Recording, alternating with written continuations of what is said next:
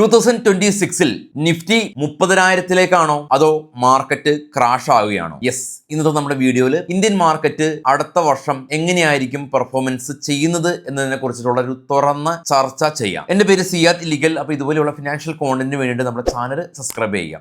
ഇന്നത്തെ വീഡിയോയിൽ നിഫ്റ്റി അടുത്ത വർഷം അതിശക്തമായിട്ട് മുകളിലേക്ക് പോകും എന്നുള്ളൊരു പ്രൊപ്പഗാൻഡ വെച്ചിട്ടുള്ള ഒരു വീഡിയോ അല്ല ഇത്. അതുപോലെ തന്നെ മാർക്കറ്റ് ക്രാഷ് ആകുമെന്നുള്ളൊരു ഭീതി പരുത്താനും ഞാൻ ഉദ്ദേശിക്കുന്നില്ല. എന്റെ വ്യക്തിപരമായിട്ടുള്ള അഭിപ്രായ പ്രകടനമോ അല്ല ഈ ഒരു വീഡിയോയിലുള്ളത്, മറിച്ച് പല ഡേറ്റകളുടെയും അടിസ്ഥാനത്തിൽ ഇന്ന് നമുക്ക് ഇതിനെക്കുറിച്ച് വിശദമായിട്ടൊന്ന് ചർച്ച ചെയ്യാം. 2025 3000 പോയിന്റിന്റെ അല്ലെങ്കിൽ 12% ഒരു റാലിയാണ് രേഖപ്പെടുത്തിയത്. അതും വളരെയധികം ക്രൂഷ്യൽ ആയിട്ടുള്ള ഒരു അവസ്ഥയാണ് നമുക്ക് ഉണ്ടായത്. എന്തായിരുന്നു നമുക്ക് മുന്നിലുണ്ടായിരുന്ന ഒരു ക്രൂഷ്യൽ ആയിട്ടുള്ള അവസ്ഥ? ഇന്ത്യക്ക് US ഉപരോധം ഏർപ്പെടുത്തുന്നു. US ഇന്ത്യക്ക് മാത്രമല്ല, ചൈനക്കും പല യൂറോപ്യൻ രാജ്യങ്ങൾക്കും കാനഡക്കും ഉൾപ്പെടെയുള്ള രാജ്യങ്ങൾക്കും ഉപരോധം ഏർപ്പെടുത്തുന്നു. ഈ ഉപരോധം ഏർപ്പെടുത്തിയതിനെ തുടർന്ന് ഗ്ലോബൽ മാർക്കറ്റ് ക്രാഷ് ആകുന്നു. അത് മാത്രമല്ല, ഇന്ത്യൻ റുപ്പീസ് ഓൾ ടൈം ലോയിലേക്ക് പോകുന്നു. ഇന്ത്യക്ക് US അല്ലാതെ മറ്റു രാജ്യങ്ങളും ഉപരോധം ഏർപ്പെടുത്തുന്നു. ഇതെല്ലാം തന്നെ മറികടന്നാണ് നിഫ്റ്റി ഈ ഒരു വർഷം 3000 പോയിന്റിന്റെ അഥവാ 12% വളരെ ഡീസന്റ് ആയിട്ടുള്ള റിട്ടേൺ രേഖപ്പെടുത്തിയത്. അങ്ങനെ ഈ പ്രതിസന്ധികളെല്ലാം തന്നെ മറികടന്ന് ഒരേ സമയം ഉക്രൈനിലും അതല്ലെങ്കിൽ മിഡിൽ ഈസ്റ്റിലും ഉണ്ടാകുന്ന യുദ്ധവും ഇതെല്ലാം തന്നെ മറികടന്നാണ് നിഫ്റ്റി വളരെ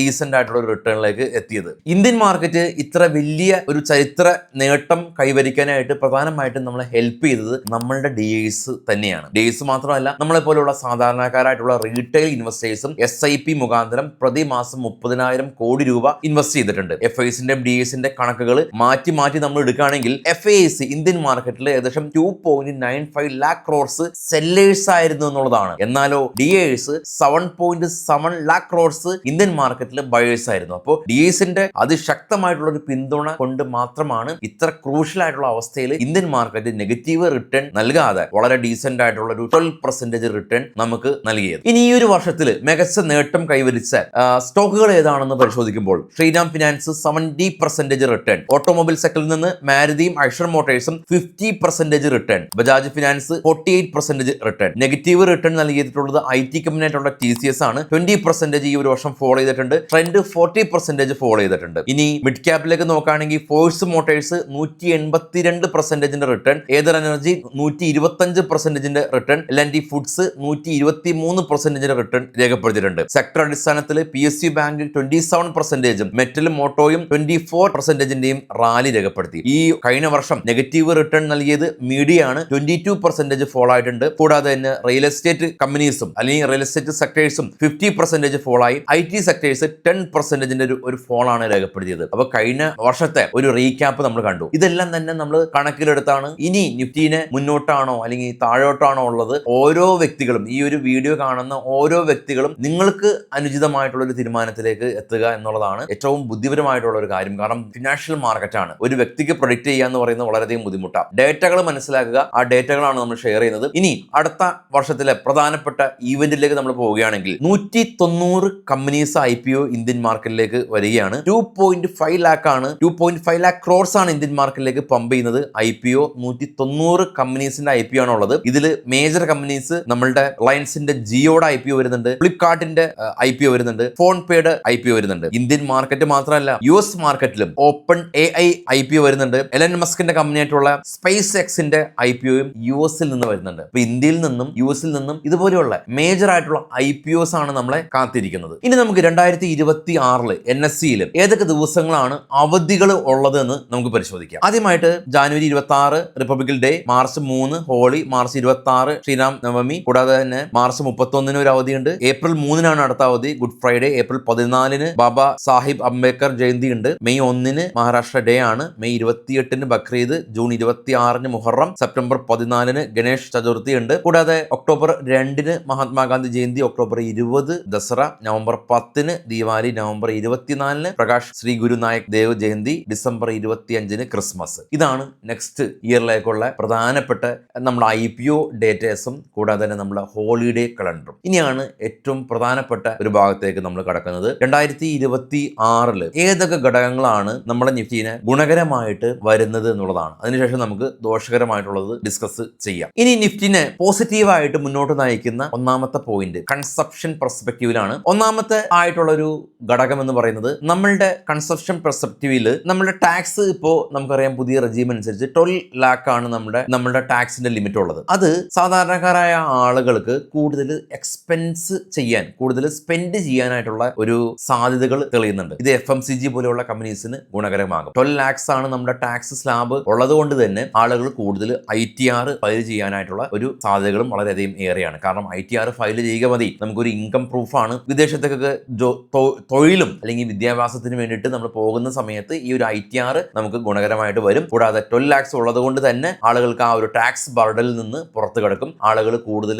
എക്സ്പെൻസ് ചെയ്യാൻ തുടങ്ങും. അർബൻ റൂറൽ ഏരിയയിൽ ഇതിൽ FMCGക്ക് കൂടുതൽ ഗുണകരമായിട്ട് വരും എന്നുള്ളതാണ് അനലിസ്റ്റുകളെല്ലാം തന്നെ പറയുന്നത്. രണ്ടാമത് ഡൊമസ്റ്റിക് സൈക്കിളാണ്. മേൽ പറഞ്ഞ ആ ഒരു ആളുകളുടെ എക്സ്പെൻസ് പവർ, സ്പെൻഡ് ചെയ്യാനുള്ള ഒരു പർച്ചേസിംഗ് കപ്പാസിറ്റി കൂടുന്നത് നമ്മുടെ സെക്ടേഴ്സിന് ഗുണകരമാകും. ആദ്യമായിട്ട് ഓട്ടോ സെക്ടേഴ്സിന് ഗുണകരമാകും. കൂടാതെ തന്നെ രണ്ടാമത് ട്രാവൽ ആൻഡ് ടൂറിസ്റ്റ് സെക്ടറിന് ഇത് ഗുണകരമാകും. കൂടാതെ നമുക്ക് ഏറ്റവും പ്രധാനമായിട്ടുള്ള ഘടകം എന്ന് പറയുന്നത് നമ്മുടെ GST റീഫോം ആണ്. ഈ നമ്മുടെ ടാക്സ്, ഇൻകം ടാക്സ് റിവേഴ്സ് ചെയ്ത പോലെ തന്നെ, ഇൻകം ടാക്സ് 12 lakh ആക്കിയതുപോലെ തന്നെ GST റീഫോംസും ഈ ഒരു വർഷം നമ്മൾ കണ്ടിട്ടുണ്ട്. അപ്പോൾ ഇൻഷുറൻസ് മേഖലകളിലും പല മേഖലകളിലും 12% അല്ലെങ്കിൽ 18% നിന്ന് നമ്മുടെ GST 5%ലേക്ക് കുറഞ്ഞു വന്നിട്ടുണ്ട്. ഇത് ട്രാവൽ ടൂറിസം രംഗത്തും ഫിനാൻഷ്യൽ രംഗത്തും ഇൻഷുറൻസ് രംഗത്തും ഇത് വളരെയധികം ഗുണം ചെയ്യുന്നുണ്ട്. അപ്പൊ ഈ മേഖലകളിൽ ഉള്ള ഒരുപാട് കമ്പനീസ് നമുക്കുണ്ട്. കഴിഞ്ഞ വർഷത്തിൽ തന്നെ ഏറ്റവും കൂടുതൽ ഗുണകരമായിട്ടുള്ള സെക്ടർ എന്ന് പറയുന്നത് ഫിനാൻഷ്യൽ സെക്ടറാണ്. അപ്പൊ ഫിനാൻഷ്യൽ സെക്ടറിനും ഈ ഒരു കാര്യങ്ങൾ ഗുണകരമാകും. അതുവഴി ബാങ്കിങ് മേഖലയിലേക്കും ഇത് ഗുണകരമാകും. ഇതിന്റെ സബ്സിഡറി ആയിട്ട് വരുന്ന റിയൽ എസ്റ്റേറ്റിലേക്കും ഇത് ഗുണകരമാകുമെന്നാണ് പൊതുവെ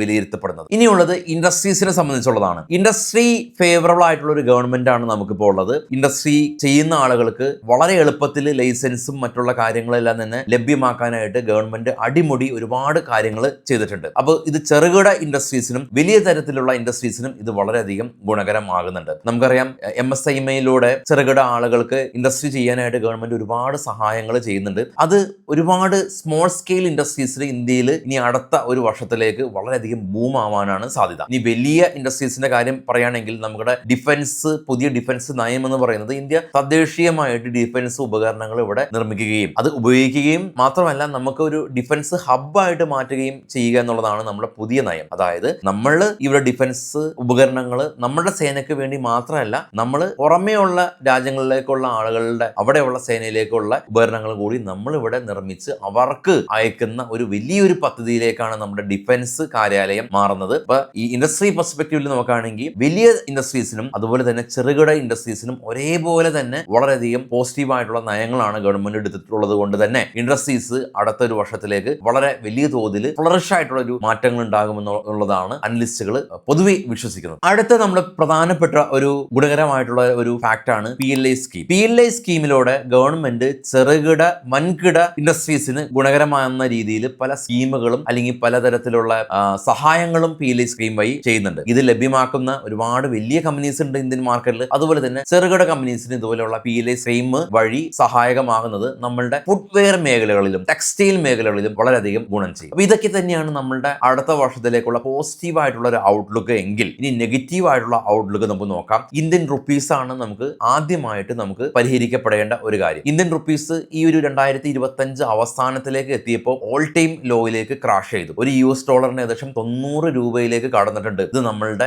ഇവിടേക്കുള്ള ഇന്ത്യയിലേക്കുള്ള ഇമ്പോർട്ട് വളരെയധികം ദുഷ്കരമായിട്ട് വരും. റുപ്പീസ് ഫോൾ ആവുന്നതും റുപ്പീസ് വീക്ക് ആവുന്നതും ആകെ ഗുണം കിട്ടുന്നത് IT, ടെക്സ്റ്റൈൽ, ഫാർമ കമ്പനീസിന് മാത്രമാണ്. അതും ലോങ് ടൈമിലേക്ക് ഇല്ല, വളരെ ഷോർട്ട് ടൈമിലേക്ക് മാത്രമാണ് ഇവർക്കും ഗുണകരമാകുള്ളൂ. പക്ഷേ റുപ്പീസ് ഫോളോ ആകുമ്പോൾ നമുക്ക് ഇന്ത്യ എന്ന് പറയുന്നത് ലോകത്തിൽ തന്നെ ഏറ്റവും കൂടുതൽ ഓയിൽ ആൻഡ് ഗ്യാസ് അല്ലെങ്കിൽ ഓയിൽ, പെട്രോള് ഉപഭോഗം ചെയ്യുന്ന ഒരു രാജ്യമാണ് ചൈന കഴിഞ്ഞാൽ. അപ്പൊ നമുക്ക് ഇങ്ങോട്ടുള്ള പെട്രോള് ഇങ്ങോട്ട് നമ്മൾ ഇമ്പോർട്ട് ചെയ്യുമ്പോൾ അതിന് പകരമായിട്ട് US ഡോളറിൽ പേയ്മെന്റ് ചെയ്യുമ്പോൾ നമുക്ക് ഉയർന്ന തോതിലുള്ള എക്സ്പെൻസ് വരും. അതുകൊണ്ട് തന്നെ ആദ്യം പരിഹരിക്കപ്പെടേണ്ടത് അല്ലെങ്കിൽ നമുക്ക് അടുത്ത 2026 ആദ്യമായിട്ടുള്ള വെല്ലുവിളി എന്ന് പറയുന്നത് നമ്മുടെ റുപ്പീസിന്റെ വലിയ തോതിലുള്ള ഒരു ഫോളാണ്. പിന്നീട് നമുക്ക് എല്ലാവർക്കും അറിയാവുന്ന പോലെ തന്നെ FISന്റെ ഫണ്ട് ഔട്ട്ഫ്ലോ ആണ്. 2025 നമ്മൾ നേരത്തെ കണ്ടതുപോലെ തന്നെ 2.25 lakh crores ആണ് ഇന്ത്യൻ മാർക്കറ്റിൽ നിന്ന് FIS ഇവിടുന്ന് ഔട്ട്ഫ്ലോ പോയിട്ടുള്ളത്. എങ്കിൽ 2026 അവരുടെ നയങ്ങൾ എത്തരത്തിൽ ആയിരിക്കുമെന്നുള്ളത് നമ്മൾ വളരെയധികം കോഷ്യസ് ആയിട്ട് പരിഗണിക്കപ്പെടേണ്ട ഒരു കാര്യം തന്നെയാണ്. DISന്റെ ഭാഗത്തു നിന്ന് വലിയ ശക്തമായിട്ടുള്ള ഒരു ഫണ്ട് ഇൻഫ്ലോ ഉണ്ട്. ഡിമാറ്റ് അക്കൗണ്ടുകളുടെ എണ്ണം നമ്മൾ 21 കോടി കവിഞ്ഞിട്ടുണ്ട്. അത് പോസിറ്റീവായിട്ട് ഒരു ഭാഗത്ത് നിൽക്കുമ്പോൾ തന്നെ FIS ഇന്ത്യൻ മാർക്കറ്റിലേക്ക് ഫണ്ട് ഇൻഫ്ലോ ഇല്ലെങ്കിൽ ഇന്ത്യൻ മാർക്കറ്റിന് മുന്നോട്ടുള്ള ഒരു പോക്ക് എന്ന് പറയുന്നത്, അതിശക്തമായിട്ട് മുന്നോട്ടുള്ള പോക്ക് എന്ന് പറയുന്നത് കുറച്ച് ദുഷ്കരമായിരിക്കും. പിന്നീട് ഈ ഒരു കാലഘട്ടത്തിൽ ഏറ്റവും നമ്മൾ ഭീതിയോടെ നോക്കിക്കാണുന്നത് താരിഫ് തന്നെയാണ്. US ഇന്ത്യയിലേക്ക് ഏർപ്പെടുത്തിയ 50% താരിഫ് അത് എന്താകുമെന്നുള്ള കാര്യത്തിൽ ഇപ്പോഴും അവ്യക്തത തുടരുകയാണ്. US ഇന്ത്യയിലേക്ക് അവരുടെ പ്രൊഡക്റ്റിന്, അവരുടെ കാർഷിക മേഖലയിലുള്ള പ്രൊഡക്റ്റിന് അല്ലെങ്കിൽ ഡയറി മേഖലയിലുള്ള പ്രൊഡക്റ്റുകളെല്ലാം തന്നെ ഇന്ത്യയിലേക്ക് ഡിസ്ട്രിബ്യൂട്ട് ചെയ്യണമെന്നുള്ളതാണ് അവരുടെ അജണ്ടയിലുള്ളത്. ഇന്ത്യ ഒരു കാർഷിക രാജ്യമാണ് നമുക്കറിയാം. അതുകൊണ്ട് തന്നെ US ഈ ഒരു ആവശ്യം ഇന്ത്യ അംഗീകരിക്കപ്പെടുമോ? അങ്ങനെ അംഗീകരിക്കുകയാണെങ്കിൽ ഇന്ത്യയിലുള്ള ഇൻഡസ്ട്രീസിന് എന്ത് സംഭവിക്കും എന്നുള്ളതൊക്കെ നമുക്ക് വളരെയധികം കീനായിട്ട് വാച്ച് ചെയ്യേണ്ട ഒരു കാര്യം തന്നെയാണ്. എലൻ മസ്കിന്റെ ടെസ്ല പോലെയുള്ള കമ്പനീസ്, ഓട്ടോമൊബൈൽ കമ്പനീസ് ഇന്ത്യയിലേക്ക് വരുന്നുണ്ട്. അല്ലെങ്കിൽ ഹാർലി ഡേവിഡ്സൺ പോലെയുള്ള ഓട്ടോമൊബൈൽ കമ്പനീസിന് ഇന്ത്യ താരിഫ് കുറയ്ക്കുന്നുണ്ട്. പക്ഷേ US നിന്നുള്ള ഈ ഡയറി പ്രൊഡക്റ്റുകൾക്കും US നിന്നുള്ള കാർഷിക മേഖലയിലുള്ള പ്രൊഡക്റ്റുകൾക്കും ഇന്ത്യയിലേക്ക് ഒരു എൻട്രി ഉണ്ടാകുമോ? അങ്ങനെയാണെങ്കിൽ താരിഫ് എത്തരത്തിലേക്കായിരിക്കും മാറ്റപ്പെടുക? US ഇന്ത്യയിലേക്ക് മാത്രം ഏർപ്പെടുത്തുന്ന താരിഫ് മാത്രമല്ല ഇന്ത്യൻ മാർക്കറ്റിനെ സ്വാധീനിക്കുന്നത്. നമുക്കറിയാം US ചൈനയായിട്ടുള്ള ബന്ധം എത്തരത്തിലായിരിക്കും, അല്ലെങ്കിൽ US യൂറോപ്പിലേക്കുള്ള താരിഫ് നയങ്ങളിൽ എത്തരത്തിലുള്ള മാറ്റങ്ങൾ ഏർപ്പെടുത്തുമെന്നുള്ളത് നമ്മൾ വളരെയധികം കീനായിട്ട് വാച്ച് ചെയ്യേണ്ടതായിട്ടുണ്ട്. അതിനർത്ഥം നമ്മൾ ഇന്ത്യൻ മാർക്കറ്റിന്റെ ഔട്ട്ലുക്ക് 2026 നോക്കുമ്പോൾ ഇന്ത്യൻ മാർക്കറ്റിനെ മാത്രം സ്വാധീനിക്കുന്ന റുപ്പീസിന്റെ ഡിപ്രീസിയേഷൻ, അല്ലെങ്കിൽ ഇന്ത്യയിലേക്കുള്ള താരിഫ്, ഇന്ത്യയിൽ നിന്നുള്ള FISന്റെ ഔട്ട്ഫ്ലോ, ഇത് മാത്രം നമ്മൾ പരിഗണിക്കുമ്പോൾ ഗ്ലോബൽ മാർക്കറ്റും നമ്മൾ നോക്കണം. കാരണം മദർ മാർക്കറ്റ് US ആണ്. US മറ്റുള്ള രാജ്യങ്ങളിലേക്ക് മേൽ ഏർപ്പെടുത്തുന്ന ഉപരോധങ്ങളെല്ലാം തന്നെ നമുക്ക് വളരെയധികം കീനായിട്ട് വാച്ച് ചെയ്യേണ്ട ഒരു കാര്യം തന്നെയാണ്. പിന്നീട് നമ്മൾ ചർച്ച ചെയ്യേണ്ടത് ഈ മിഡിൽ ഈസ്റ്റിന്റെ ടെൻഷനും ഉക്രൈൻ റഷ്യ വാറും അങ്ങനെയുള്ള കാര്യങ്ങളൊക്കെ തന്നെയാണ്. അതൊരു പ്രീ ലോങ്ഡ് വാർ ആയിട്ടൊക്കെ പോവുകയാണ്. അപ്പോൾ അത് ഇപ്പോൾ 2 വർഷം കഴിഞ്ഞു. ഇപ്പോൾ ഏകദേശം ഒരു 3 വർഷം ആകുന്നുണ്ട് ഈ ഒരു യുദ്ധങ്ങളൊക്കെ തന്നെ തുടങ്ങിയിട്ട്. അപ്പോൾ അതിന്റെ വേറെ ഘട്ടങ്ങളിലേക്കൊക്കെ പോവുകയാണെങ്കിൽ ആണ് നമുക്ക് മാർക്കറ്റിന് വലിയ തോതിൽ നെഗറ്റീവായിട്ട് ബാധിക്കുന്നത്. കാരണം ഇത് ഓൾറെഡി ഫാക്ടേഡ് ഇൻ ആയിട്ടുള്ള ഒരു വസ്തുത ആയതുകൊണ്ട് തന്നെ അതിലുണ്ടാകുന്ന വലിയ തോതിലുള്ള ഡെവലപ്മെന്റ് മാത്രമാണ് മാർക്കറ്റിന് സീവിയർ ആയിട്ട് ഭവിക്കുക. അപ്പോൾ ഏറ്റവും കീനായിട്ട് വാച്ച് ചെയ്യേണ്ടത് കാര്യങ്ങളൊക്കെ നമ്മൾ ഡിസ്കസ് ചെയ്തു. അപ്പോൾ ഈ ഒരു വീഡിയോയിൽ നമ്മൾ പ്ലസ് ആൻഡ് മൈനസ് ഡിസ്കസ് ചെയ്തിട്ടുണ്ട്. ഓരോ വ്യക്തികളും ഈ ഒരു കണക്കുകൾ അല്ലെങ്കിൽ ഈ ഒരു ഡേറ്റ എല്ലാം തന്നെ സ്വയം അനലൈസ് ചെയ്തിട്ട് ഉചിതമായിട്ടുള്ള ഒരു കൺക്ലൂഷനിലേക്ക് എത്തുക. അല്ലാതെ ഒരു പ്രത്യേക വ്യക്തി പറയുന്ന ഒരു പ്രഖ്യാപനത്തോടോ അല്ലെങ്കിൽ ഒരു പ്രത്യേക സ്റ്റേറ്റ്മെന്റിനോടോ ഒക്കെ നീതി പുലർത്തി നമ്മുടെ ഇൻവെസ്റ്റ്മെന്റ് അദ്ദേഹത്തിന്റെ കാഴ്ചപ്പാട് വിശ്വസിച്ച് നമ്മൾ ചെയ്യുക എന്ന് പറയുന്നത് ഇൻവെസ്റ്റ്മെന്റിലേക്ക് നമ്മൾ ചെയ്യുന്ന ഒരു ക്രൈം തന്നെയാണ്. നമ്മുടെ സ്വയം അനാലിസിസ് തന്നെയാണ് എപ്പോഴും ഉചിതം. അപ്പോൾ താങ്ക് യു ഓൾ.